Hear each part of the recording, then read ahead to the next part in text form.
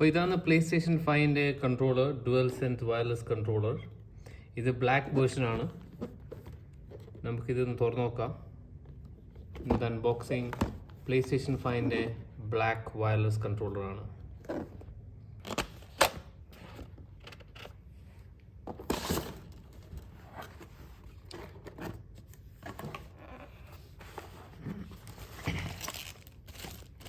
ഇതാണ് PlayStation 5 controller.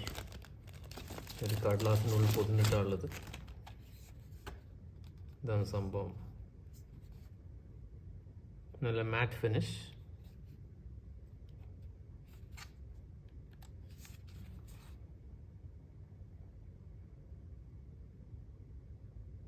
Tokyo Japan wireless controller.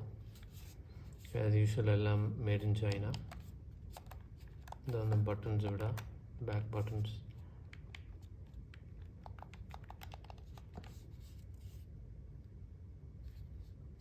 ഇതാണ് സോണീൻ്റെ ബ്ലാക്ക് വയർലെസ് കൺട്രോളർ.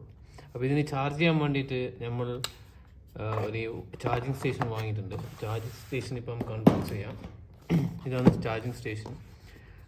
PlayStation 5 വാങ്ങുന്നുണ്ടെങ്കിൽ ഒരു ചാർജിങ് സ്റ്റേഷൻ നിർബന്ധമാണ്. അപ്പോൾ ഇത് നമുക്ക് ഇടയ്ക്കിടയ്ക്ക് കൺട്രോളർ ചാർജ് ചെയ്യാൻ വേണ്ടി വളരെ സൗകര്യമായിരിക്കും.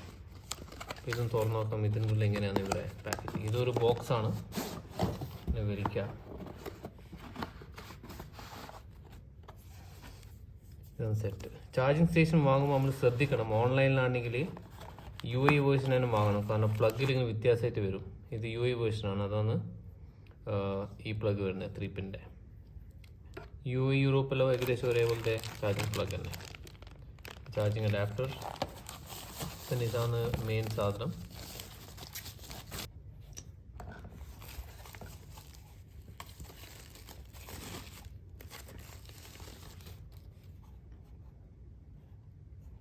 നല്ല glossy finish, glossy and matte finish. വൈറ്റാണ് സൈഡ്സിൽ. അപ്പോൾ ഇതിൻ്റെ മേലെ വെക്കും. നമ്മൾ വെക്കലാണ് ചാർജ് ചെയ്യാൻ.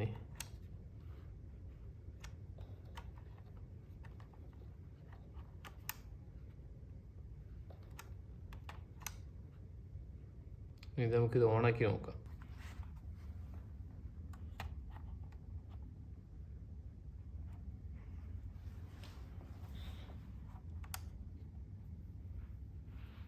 അല്ല, ചാർജ് ആകുമ്പോൾ ലൈറ്റ് എത്തും. അപ്പം മനസ്സിലായി ഇത് ചാർജ് ചെയ്യുന്നുണ്ട്. ഇവിടെ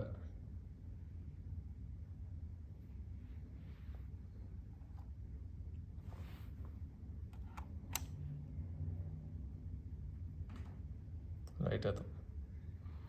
ഇങ്ങനെയാണ് ഈ ചാർജിങ് സ്റ്റേഷൻ വർക്ക് ചെയ്യുന്നത്. പക്ഷേ വെക്കുമ്പോൾ ശ്രദ്ധിക്കണം, അത് മര്യാദയ്ക്ക് വെച്ചണം.